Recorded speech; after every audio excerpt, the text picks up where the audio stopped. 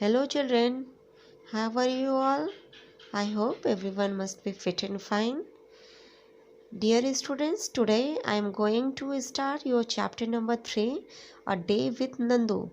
Nandu is the name of a small elephant and this story is related with Nandu. यानी कि ये कहानी एक छोटी से हाथी की है.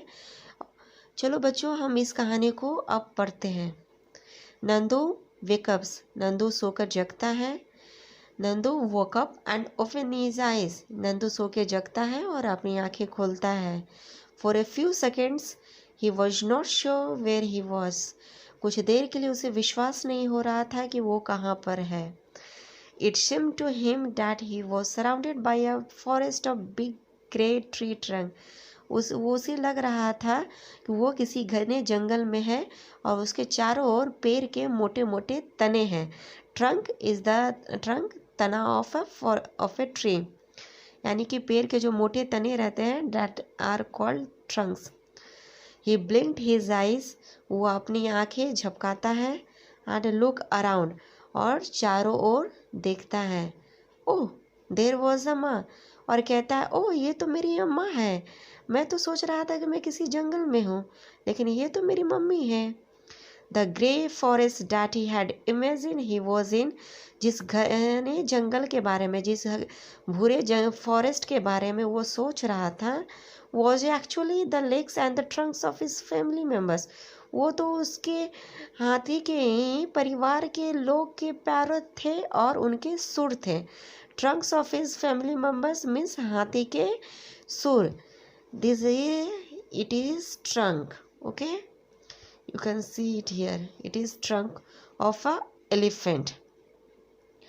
Now the sun was overheaded, यानी कि सूरज सर पे आ चुका था. The meaning of overhead is Suraj sir पे आ चुका है.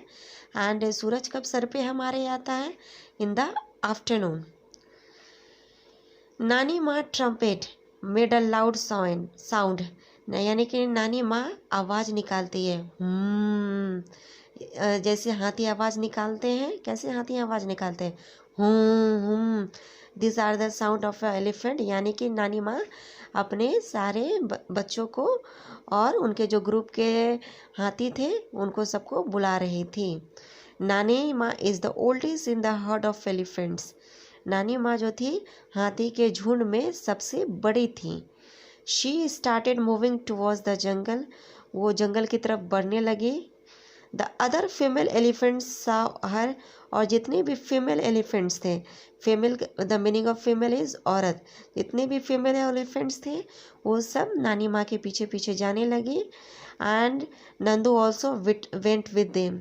नंदू भी उनके पीछे पीछे जाने लगा. चलो बच्चों, अब हम लोग नेक्स्ट पेज में चलते हैं. Nandu was in forest. Okay. When they reached the jungle, जब वो लोग जंगल पहुंचते हैं, the members of the herd started spreading out. यानी कि जब वो जंगल पहुंच जाते हैं तो जितने भी झुंड में हाथी गए थे सभी लोग एक अलग अलग जगह पे बिखर जाते हैं. स्प्रेडिंग आउट मतलब फैल जाते हैं. Each member went to eat her favourite leaves and twigs. यानी कि जहाँ झुंड के जितने भी हाथी थे, कुछ लोग पत्तियाँ खाने के लिए चले गए एंड कुछ लोग twigs. The meaning of twigs is पेड़ की पतली डालियाँ. जो और कुछ जिन्हें पेड़ की पतली डालियाँ पसंद थी वो अपनी डालियाँ खाने के लिए चले गए. जो उनको पत्तियाँ पसंद थी वो पत्तियाँ खाने के लिए चले गए. आफ्टर दे हैड ईटन, जब वो लोग खा लिए, the herd move towards the river. फिर उनका झुंड नदी की तरफ बढ़ने लगा. देख रहे हैं आप लोग, इस तरह नदी की तरफ वो लोग बढ़ रहे हैं. After they had eaten the herd move towards the river. The baby elephants enjoyed playing in the water. यानी कि जो बच्चे थे हाथी के उन्हें पानी में खेलना अच्छा लगता है. ऐसे भी जो छोटे बच्चे रहते हैं उन्हें पानी में खेलना पसंद है. आप भी जब छोटे होंगे तो आपको भी पानी में खेलना अच्छा लगता होगा. The mothers lay down in the water and mud on the river bank. जो हाथी की माँ रहती हैं वो अपने ऊपर मिट्टी लगा लेती हैं अपने पूरे बॉडी पे और या पानी में भी जा कर के रहती हैं. टू फील कोल्ड, ताकि उन्हें ठंडक महसूस हो। और they also enjoy to love in water. Dear student, here it is important point in this box. You have to read carefully what is written. Do you know that an adult elephant can eat more than 100 kilograms of leaves and twigs in one day? क्या आप जानते हैं एक adult elephant, adult means क्या, full grown up person, जैसे आपके mummy papa full grown up हैं, that is called adult. यानी कि एक एडल्ट हाथी पूरे एक दिन में 100 किलो पत्तियां और पेड़ की टहनियाँ खाता है। Elephants do not rest very much, हाथी बहुत ज़्यादा देर तक आराम नहीं करते हैं।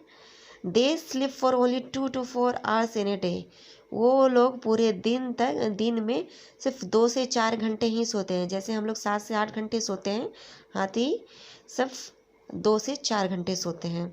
Elephants love to play with mud and water, हाथी को पानी के साथ खेलने में अच्छा लगता है और कीचड़ के साथ भी खेलने में अच्छा लगता है। The mud keeps their skin cool, मिट्टी उनके स्किन को ठंडक पहुंचाती है। Their big ears also work like fans, उनके जो बड़े बड़े कान हैं वो पंखे की तरह काम करते हैं। The elephants flap this to keep themselves cool, यानी कि हाथी हमेशा अपने कानों को हिलाते रहता है ताकि उसे ठंडक महसूस हो। फ्लैप्स में हमें हिलाना। Here are 2 questions. Nandu is only 3 months old but he weighs 200 kilograms, यानी कि नंदू सिर्फ 3 महीने का है और उसका वेट 200 किलोग्राम है। व्हाट इज़ योर वेट, तो आपका वेट कितना है? You are a student of class 4 and you must be in age of 10 years and your weight might be 25 kg. I am taking it is approximate weight, it might be 25 kg. Okay, there is a second question. Can you find the weight of how many children like you will add up to Nandu's weight? यानी कि आपका wait मान लेते हैं 25 kg है, ठीक है, तो आपका वेट मान लेते हैं 25 kg है, तो आपके वेट के बराबर और कितने बच्चे को आप मिलाएंगे कि हाँ नंदू के वेट के बराबर हो जाए। Okay, understood my dear student. तो आप क्या कर सकते हैं, तो 200 किलोग्राम यदि नंदू का वेट है और आपका वेट है 25 kg, तो आप अपने वेट से नंदू के वेट को डिवाइड कर देंगे तो आपको नंबर ऑफ़ चिल्ड्रन मिल जाएगा। यानी कि आप 25 से 200 को डिवाइड कीजिएगा तो आपको 8 मिलेगा क्वेश्चन, डैट इज, यानी कि आपको 8 नंबर ऑफ़ चिल्ड्रन चाहिए आपके वेट के बराबर, ताकि आप नंदू के वेट के इक्वल हो जाए। आई बात समझ में? Okay, I'm moving to the next page.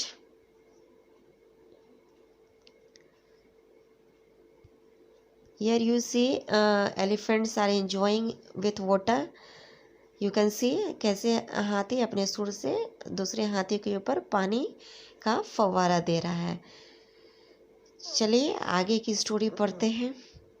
Fun and games, यानी कि हाथी आपस में, जितने भी हाथी हैं, झुंड के हाथी हैं, वो लोग आपस में मौज मस्ती कर रहे हैं। Nandu show his brothers and sisters pulling each other tails, Nandu देखता है अपने भाई बहन को कि सभी लोग एक दूसरे के पूंछ खींच रहे हैं। ही थाउट, वो सोचता है, I better not go near them, मेरे लिए यही बेहतर होगा कि मैं उनके पास ना जाऊं। What if they fall on, यदि वो हम मेरे ऊपर गिर जाएंगे तो मेरा क्या होगा, मैं तो बस बहुत छोटा हूँ। आई एम स्टिल स्मॉल, मैं तो काफ़ी छोटा हूँ। He quietly went and stood near his mother, वो चुपचाप जाके अपनी माँ के पास जाके खड़े हो जाता है। अम्मा gently pushed Nandu towards the water, अम्मा धीरे से प्यार से नंदू को पानी में भेजती है। As if she was telling him to go and play, वो कहती है नंदू को कि तुम जाओ पानी में और खेलो। Nandu love to play in water, Nandu को अच्छा लगता था, उसे पानी में खेलना पसंद था। His cousins were already there, उसके कजन्स वहीं पे थे पानी में। Just as a reach near, जैसे वो उनके पास पहुंचता है Nandu, a strong fountain of water fell on his head, Nandu के सर पे एक पानी का फव्वारा आके गिरता है, फाउंटेन इट इज़ फव्वारा। ही गोट मेड वेट, वो भीग जाता है। Oh this was the work of his naughty cousins, ये उनके नॉटी कजन्स का काम था, शरारती कजन्स के काम था। Nandu joined them in the game, Nandu उनके साथ खेल में शामिल हो जाता है। नंदू को भी अच्छा लगता है उनके साथ पानी में एंजॉय करने में।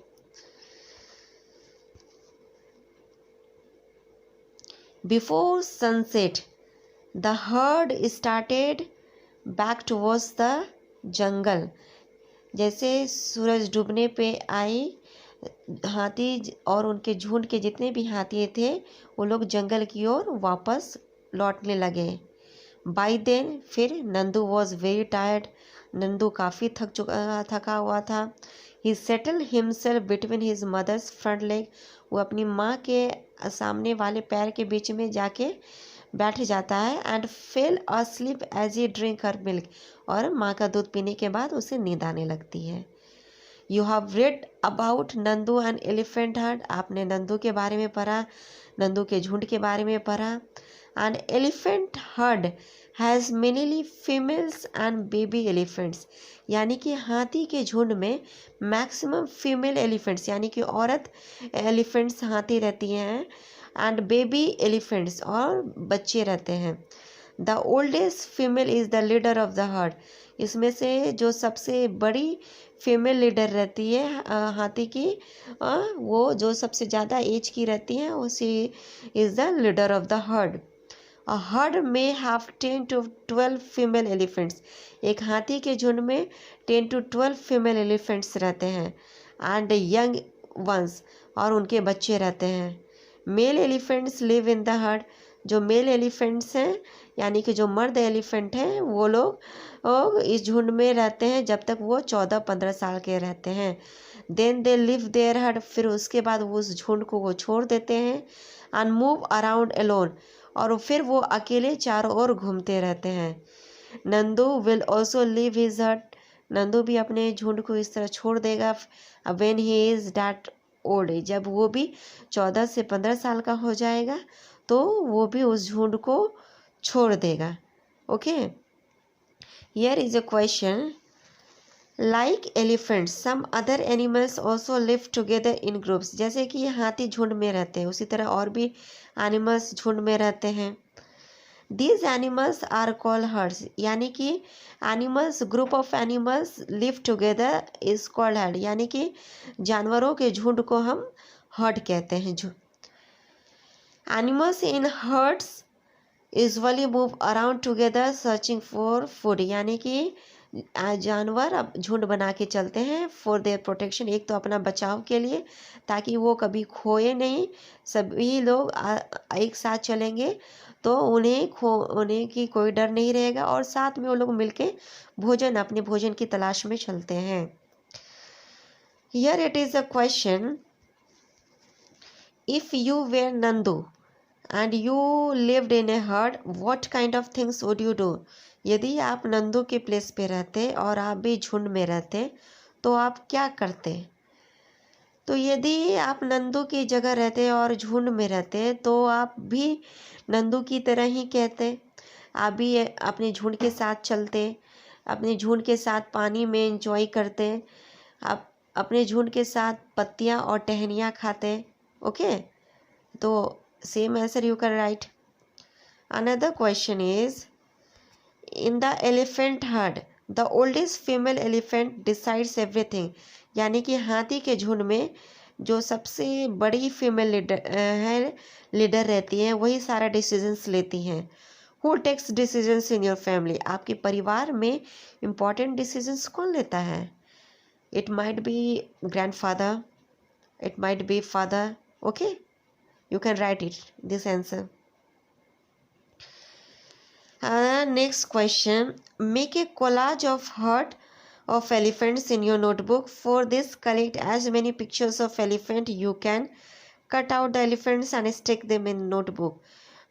In this question what is telling, you have to make a collage of herd of elephants, यानी कि आपको हाथी के झुंड का 3-4 पिक्चर्स को कहीं से कटिंग करके, चाहे आप पुराने बुक्स हो या जो बुक्स आपको यूज़ में नहीं है, ओके, या आपके भाई बहन को यूज़ में नहीं आने वाला है, आप उस बुक से कटिंग कर सकते हैं, या न्यूज़पेपर से कटिंग कर सकते हैं, या आपके पास कोई प्रिंटेज पेज है उससे कटिंग करके आप हाथी के झुंड को का 3 से 4 पिक्चर्स एक जगह कॉपी में पेस्ट कीजिए और एक तरह का कोलाज बनाइए। आपको कोलाज को समझ में ही आता होगा कि मिक्सचर ऑफ 2 to 3 फोटोग्राफ्स, यानी कि जब आप 2 से 3 फोटोग्राफ्स को मिक्स करके बनाते हैं, दैट इज़ कॉल्ड कोलाज।